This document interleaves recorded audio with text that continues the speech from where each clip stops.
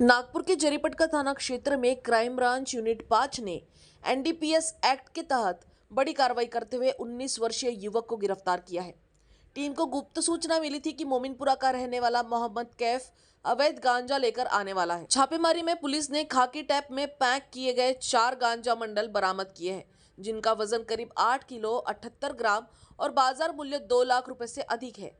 आरोपी के पास से नकद 200 रुपए और गांजा ढोने के लिए इस्तेमाल की गई ट्रॉली बैग भी जब्त की गई है। कार्रवाई के दौरान पुलिस को एक अन्य आरोपी अनिल पटेल का भी नाम पता चला है, जो फरार है और उसकी तलाश जारी है। वहीं पुलिस ने आरोपी को गिरफ्तार करके आरोपी के खिलाफ एनडीपीएस एक्ट के तहत मामला दर्ज कर आगे की जांच शुरू कर दी है।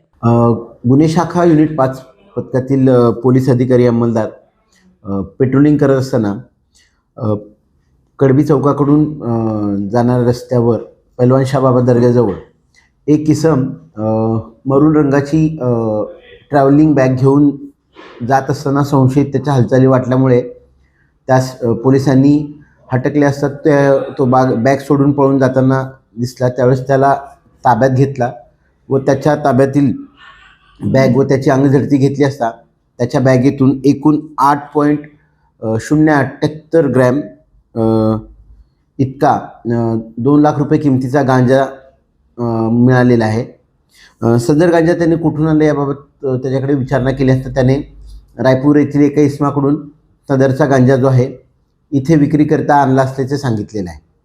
त्यावरून सदर इसम मोहम्मद कैफ वल्द मोहम्मद जाफर वय 19 वर्ष राहणार गांजाखेत लाल पत्थर जवळ मोमिनपुरा तहसील यास ताब्यात घेऊन त्याच्या विरुद्ध जरीपटका पोलीस ठाणे येथे एनडीपीएस कायद्याअंतर्गत गुन्हा दाखल करण्यात आलेला आहे। सदरची कामगिरी ही गुन्हे शाखा युनिट 5 पथकातील अधिकारी व अंमलदार यांनी केलेली आहे।